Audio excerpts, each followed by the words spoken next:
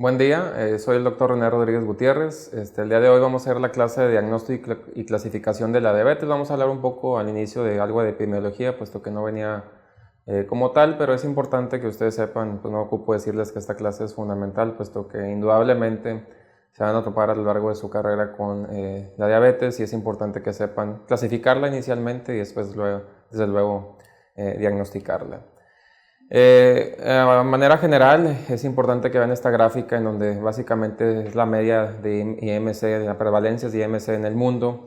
Y como ven, hacia 1975, en la parte superior del lado izquierdo, básicamente la prevalencia rondaba alrededor de que más o menos la media en todos los países era alrededor de 25 o entre 25 y 30, en algunos de ellos, muchos de ellos por debajo de 25 de IMC.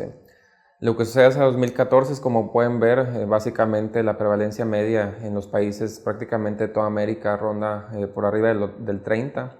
Y como ven, una parte importante es que esto en lo que es África, Asia, Oceanía, básicamente sucede lo mismo, ¿no? A veces pensamos que África, por ejemplo, es un país donde los índices de masa corporal pueden estar bajos y nos damos cuenta que sobre todo en lo que es el norte y el sur de África, esto no es así.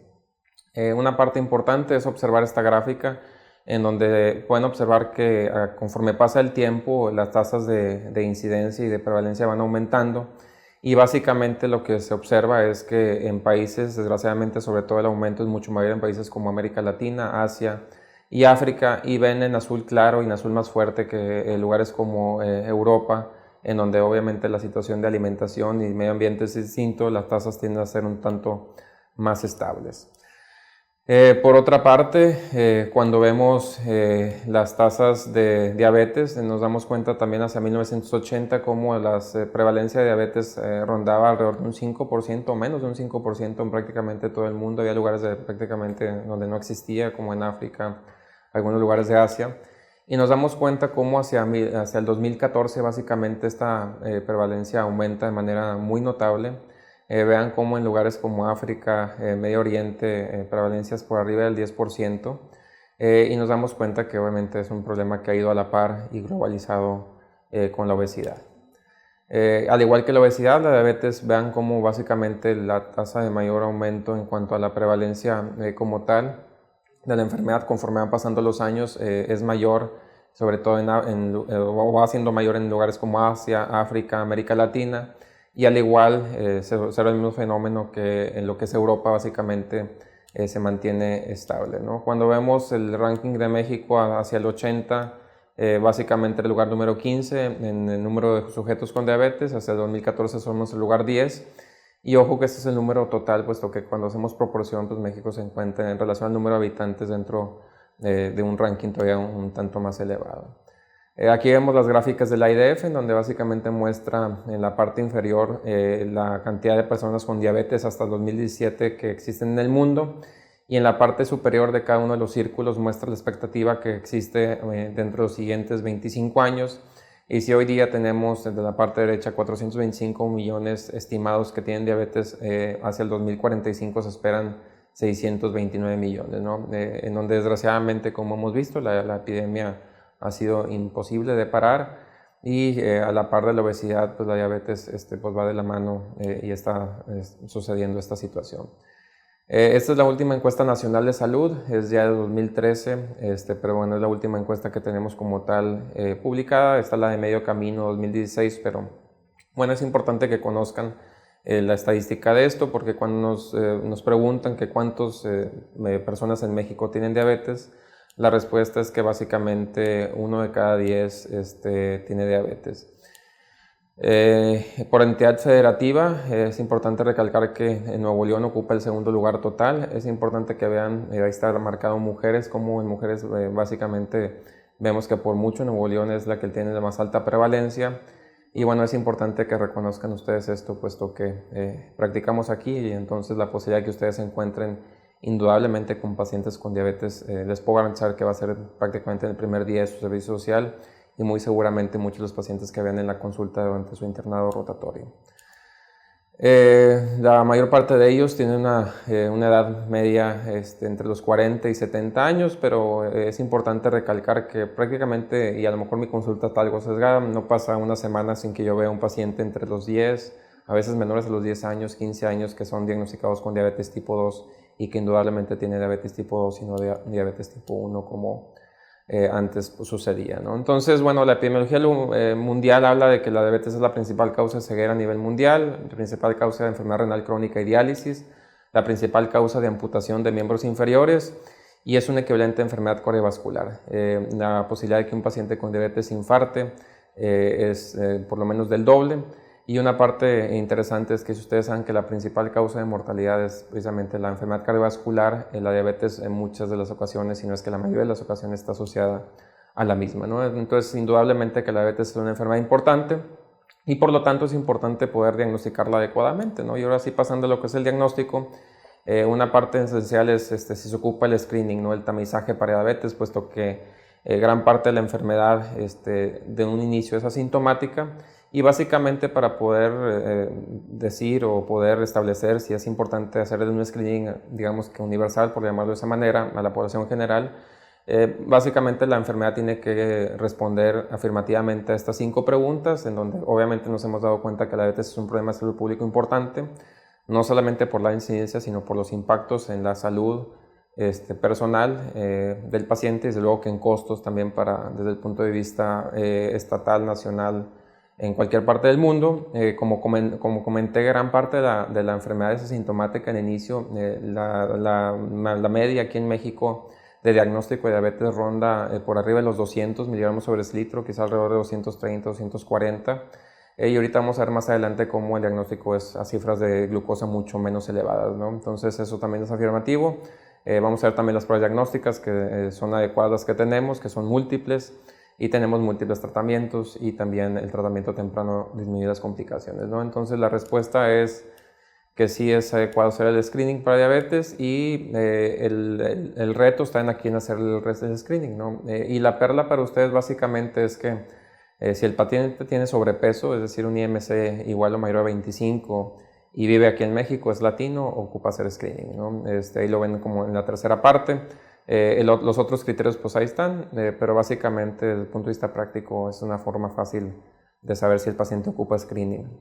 Si tomamos en cuenta que hoy aquí en México 7 u 8 de cada 10 mexicanos tienen IMC arriba de 25, pues básicamente en la mayor parte de la población sería candidato a hacer un screening para diabetes. Es importante que conozcan estas escalas también. Esto es publicado por la ADA en 2017 y básicamente lo que sucede aquí es que se hacen algunas preguntas, se junta algún puntaje y si el paciente tiene 5 puntos o más, entonces es candidato para hacerle tamizaje o screening. Está también este cuestionario de Fenris, que fue elaborado o iniciado en lo que es Finlandia, en donde tiene una serie de preguntas un poco más complicadas, pero que a final de cuentas nos dan cierto puntaje y que van haciendo, digamos que más posible que el paciente pueda tener diabetes y que, bueno, es importante que conozcan esta herramienta, ¿no? Entonces, en ausencia de factores de riesgo, digamos que si el paciente no cumpliera con lo previo, el tamizaje debe iniciarse a los 45 años y si es normal, entonces repetir cada 3 años. Lo veremos en clase, obviamente tampoco esto es una regla, va a depender mucho del caso.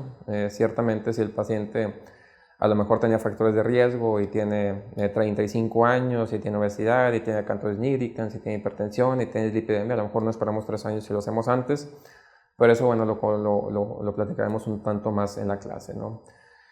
Es importante que conozcan este artículo que lo publicamos recientemente hace ya algunos años y básicamente lo que se hizo es que se estudió la presencia de cantos nigricans en estudiantes como ustedes de aquí de la Facultad de Medicina y básicamente lo que nos dimos cuenta es que hasta una tercera parte de ustedes, de sus compañeros tenían acantosis nigricans y la parte en los nudillos y la parte más interesante es que prácticamente muchos de ellos o una cuarta parte de ellos tenía peso normal, ¿no? Porque uno de repente tiende a pensar que esto de la diabetes o de la resistencia a la insulina se da solamente en sujetos con sobrepeso o obesidad y nos damos cuenta que no necesariamente es así, de tal manera que es un dato clínico importante a tomar en cuenta indudablemente para poder establecer tratamiento de manera temprana, sobre todo de estilo de vida, ¿no?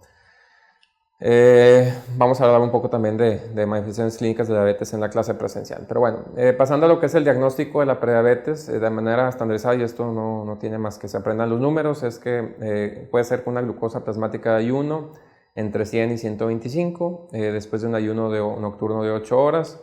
La otra forma de hacerlo es básicamente una curva de tolerancia de la glucosa, que a las 2 horas la cifra salga entre 140 y 199. Y la tercera forma de hacerlo es, este es el más reciente criterio, es la hemoglobina glucosilada A1C entre 5.7 y 6.4%.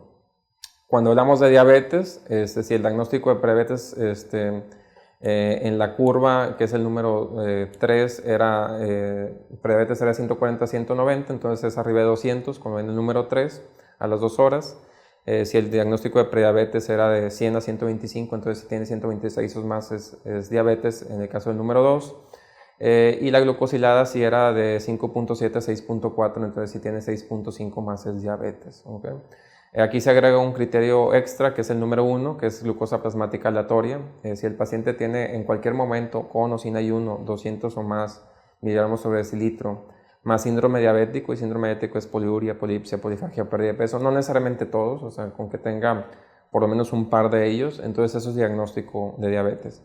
Es importante que sepan que básicamente es glucosa plasmática, no es glucosa capilar, es decir, el glucómetro no sirve para hacer diagnóstico, y que el diagnóstico como tal del punto 1 solamente requiere una sola determinación, y del punto 2, 3 y 4 se requiere repetir una segunda prueba para confirmar el diagnóstico como tal. Una parte importante es que conozcan es que la glucosilada o la hemoglobina A1C es el valor más reciente para hacer diagnóstico de prediabetes y de diabetes, y que básicamente con la hemoglobina glucosilada lo que sucede es que se identifica una tercera parte menos de los casos que con la curva de tolerancia con la glucosa plasmática. Una parte importante es que tiene algunas desventajas, y platicaremos en la clase un poquito de cuál prueba hacer y por qué. Voy a poner algunos casos por ahí. Pero el punto es que sepan que tiene un poco mayor costo que las otras pruebas. Otra parte importante, vamos a ver un poquito más adelante, que tiene cierto error, sobre todo aquí en nuestra ciudad. Sin embargo, es importante también que sepamos que es un estudio que no requiere ayuno, que se puede hacer en el mismo consultorio, y que de alguna manera pues demuestra también el promedio de azúcar o de glucosa de los pasados 3 meses, ¿no? Es importante que conozcan esta tabla porque la hemoglobina glucosilada puede estar afectada por factores, básicamente aquí la perla es cualquier factor que aumente la vida media de los eritrocitos o que disminuye esa vida media de los eritrocitos, entonces causa alteración de la hemoglobina glucosilada. Y entonces cuando hay básicamente una situación de hemorragia o de hemólisis, pues entonces la hemoglobina glucosilada puede ser menor a la que realmente es. Y cuando hay un aumento en la vida media de los eritrocitos, como puede ser deficiencia de hierro, o cuando el paciente tiene esplenectomía, por ejemplo, la glucosilada puede ser mayor a la que realmente es, ¿no? Hay algunas otras causas que no sabemos, que son las que están abajo, como uso de opioides, hipertrigliceridemia. Dicho sea de paso, acabamos de hacer un estudio y que lo publicamos recientemente, en donde básicamente mostramos que los efectos de triglicéridos sobre glucosilada, aún en niveles muy altos, que inclusive causan pancreatitis, no tienen ningún efecto. Entonces es importante para que ustedes lo conozcan como tal. Este estudio también que publicamos hace ya algún tiempo, lo que nos dimos cuenta básicamente es que cuando venían los pacientes a la consulta, les tomamos glucometría capilar o plasmática dentro del monitoreo, no coincidía la plasmática y capilar pre y postprandial con la glucosilada, es decir, el paciente tenía en su monitoreo glucosas que rondaban los 100, 120, 130, resulta que la glucosilada estaba alrededor de 9 o 9,5. Entonces lo que hicimos básicamente es a un mismo paciente le tomamos 7 tubos de sangre, lo mandamos a 7 laboratorios de aquí de la ciudad y comparamos junto con un laboratorio externo en Estados Unidos que es el estándar de referencia, ¿no? Que es donde se mandan las glucosiladas de los ensayos clínicos controlados, básicamente en donde hay un alto rigor en la forma en la que se mide. Para no confundirlos mucho, lo que nos dimos cuenta es que aquí en la ciudad la hemoglobina glucosilada puede variar hasta un 2%, por lo menos en 1 de cada o 2 de cada 10 casos, y por lo menos un 1% en 3 o 4 de cada 10 casos. Y esto es importante que lo conozcan porque finalmente para diagnóstico, creo yo, y lo platicaremos en clase, quizá no sea muy apropiado utilizarlo. Y para el tratamiento que van a ver más adelante hay que tener un poco de cautela porque lo que a veces sucede es que uno nada más ve la glucosilada y aumenta el tratamiento, cuando a lo mejor ese 8 de glucosilada es realmente un 7 y el paciente está en meta, ¿no? Entonces es importante que por ahí recuerden esto y tengan cautela en el momento de interpretar y utilizar la hemoglobina glucosilada. Algunas particularidades, una parte importante es que, y esto básicamente aplica para cualquier situación patológica, cuando uno pone pruebas diagnósticas es muy difícil que prácticamente todas las pruebas tengan 100% de concordancia, es decir, de repente puede salir una prueba positiva y otra negativa, y el punto esencial es qué poder hacer con esto, ¿no?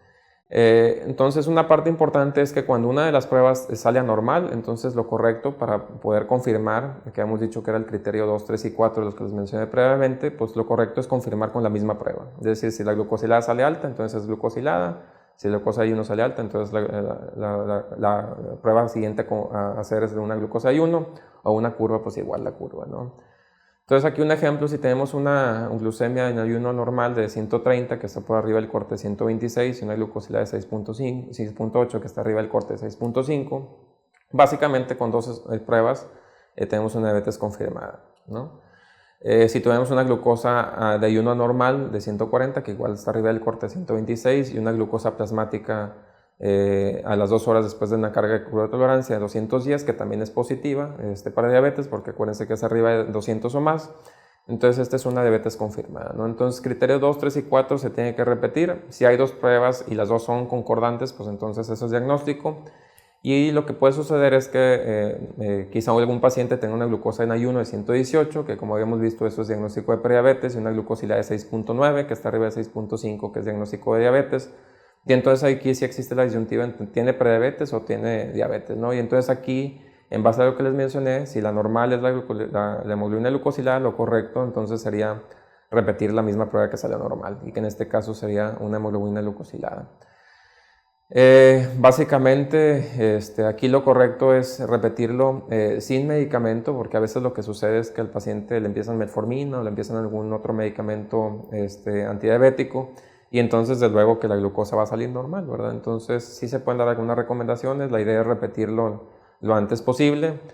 Si volviera a salir dentro discordante en relación a la primera, entonces básicamente lo que se puede hacer es darle al paciente seguimiento dentro de 3, 6 meses, puesto que si no lo tiene ahorita, indudablemente que el paciente está en alto riesgo de tener diagnóstico de diabetes más adelante, ¿no? Y bueno, pasando a lo que es la clasificación de la diabetes, básicamente nada más es recordar que por mucho tiempo, hasta el 79, la clasificación fue diabetes juvenil, diabetes del adulto. Luego nos dimos cuenta que realmente había muchos diabetes del adulto que se presentaba a edad temprana y al revés, entonces cambió la clasificación a diabetes mellitus insulino dependiente tipo 1, un número romano, y diabetes mellitus insulino dependiente tipo 2. Después nos dimos cuenta que había unos pacientes tipo 2 que realmente eran insulino dependientes y hay unos diabéticos tipo 1 que no eran tan insulino dependientes, que después clasificamos como LADA, y entonces esta clasificación tampoco fue correcta. Y finalmente llegamos a la clasificación actual, que es en el 97 a la fecha, que es diabetes tipo 1, diabetes mellitus tipo 2, en donde básicamente pues, más del 90%, quizá 95, 98% de los pacientes que no vayan a ver van a ser diabetes tipo 2, un 5 o 10% que es lo que se describe en la literatura de diabetes tipo 1, pero mucho menor en la práctica. Y bueno, otros tipos específicos de diabetes que veremos ahorita más adelante, y la diabetes mellitus gestacional. Básicamente aquí está. Entonces, recordar que la diabetes tipo 1 es una deficiencia absoluta de insulina, o sea, la definición de diabetes es una deficiencia absoluta o relativa. En el caso de diabetes tipo 1 es absoluta, es decir, no hay insulina como tal, porque no hay islotes, porque han sido atacados por un proceso autoinmune, y entonces se requiere básicamente para vivir, ¿no? Los pacientes, la mayor parte de ellos, por lo menos la mitad de ellos, entre una cuarta parte y la mitad de ellos, tienen cetoacidosis al inicio. Y básicamente pues presentan todo el síndrome diabético, ¿no? Poliuria, polidipsia, pérdida de peso.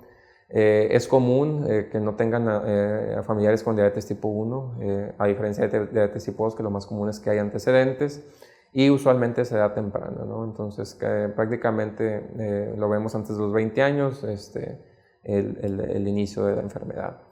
Si uno midiera insulina, pues hay una afectación autoinmune de los islotes de Langerhans, entonces los niveles prácticamente son muy bajos o ausentes, por lo tanto el péptido se está disminuido.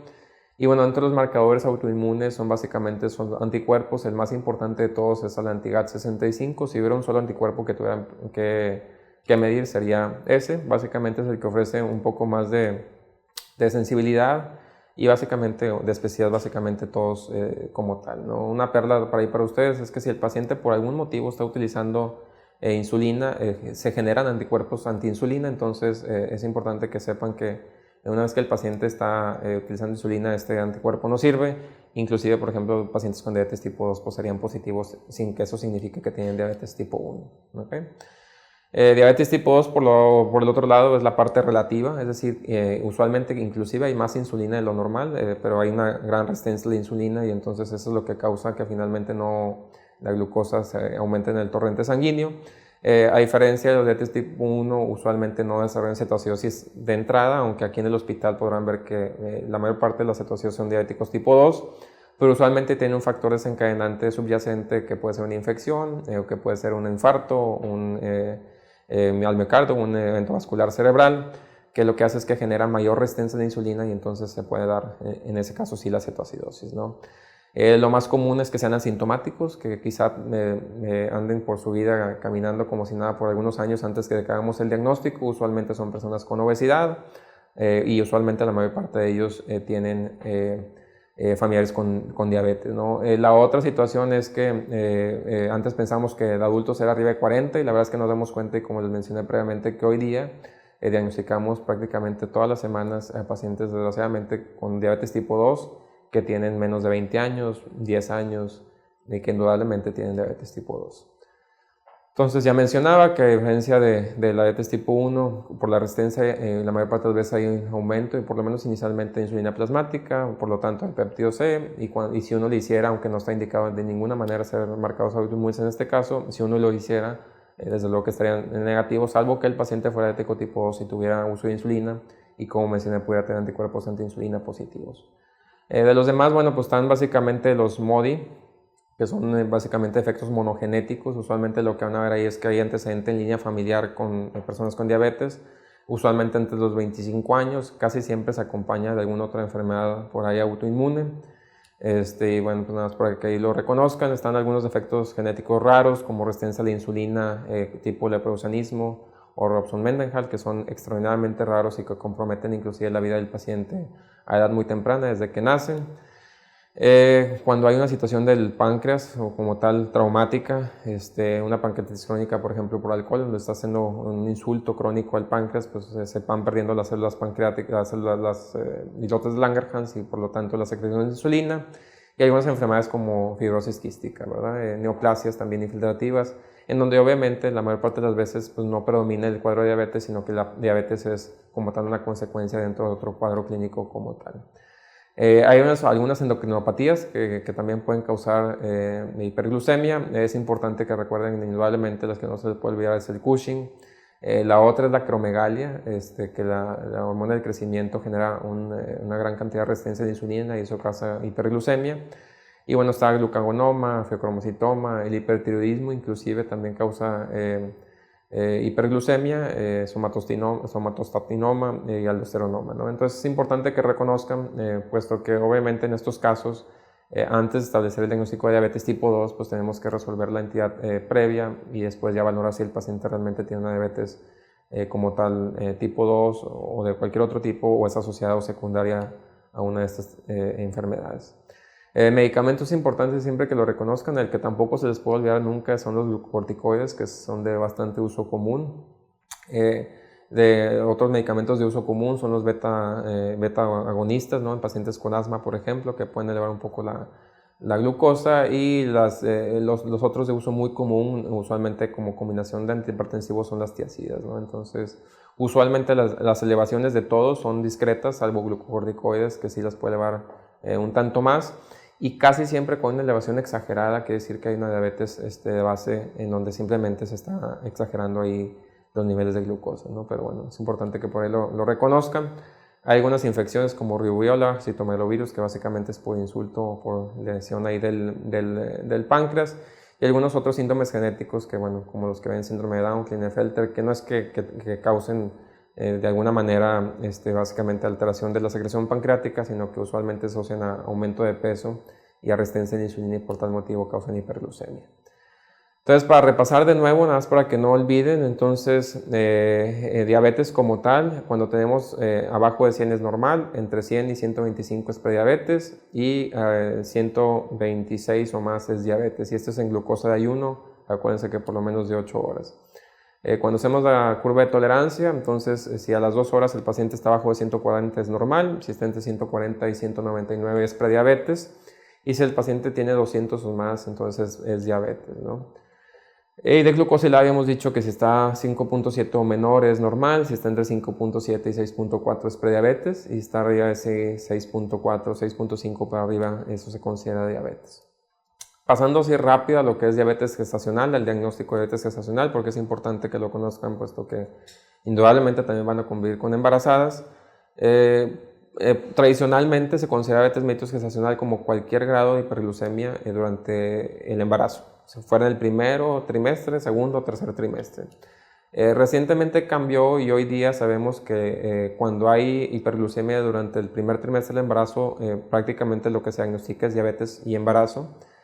Prácticamente se podría asegurar que los pacientes tienen diabetes previo al embarazo, puesto que en primer trimestre básicamente los cambios hormonales son mínimos, no hay tanto lactógeno placentario, se va formando apenas la placenta, no hay lactógeno placentario, la progesterona va apenas en aumento, el peso como tal de las mujeres aún no aumenta, y entonces es importante que ustedes sepan que cuando la paciente llega por primera vez en primer trimestre es importante hacerle una glucosa, y si la glucosa sale en rango de prediabetes o diabetes, entonces eso se considera diabetes y embarazo y no gestacional.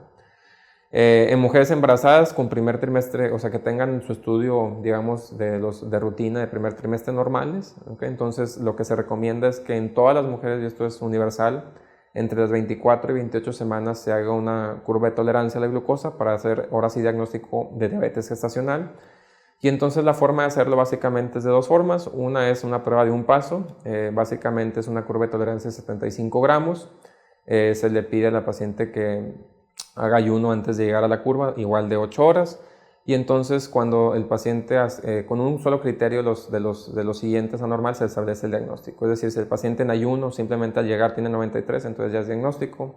Si después de la carga la hora tiene igual o mayor a 180 o 2 horas igual o mayor a 153, eso es diagnóstico de diabetes gestacional.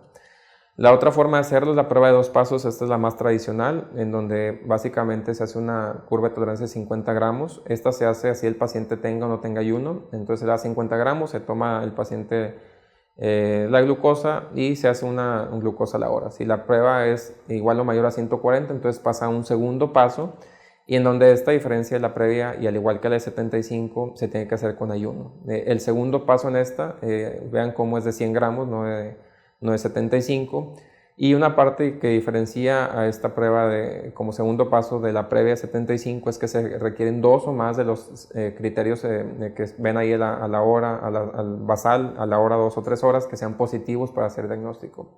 Entonces, como ven, esta prueba de dos pasos tiene un poquito más de dificultad, digamos, por ejemplo, así, o menos probabilidad de que el paciente salga diagnosticado con diabetes gestacional. La prevalencia cuando se esta prueba en población general diabetes gestacional ronda alrededor de un 2 o 3%, y cuando se le hace la de un paso es de alrededor de un 15 o 20%. Podremos comentar un poquito en la clase cuál de las dos es mejor y cuál de las dos es la que recomendamos un tanto más. Y pues bueno, básicamente sería todo. Durante la clase veremos casos clínicos, veremos preguntas y veremos muchas perlas. Muchas gracias.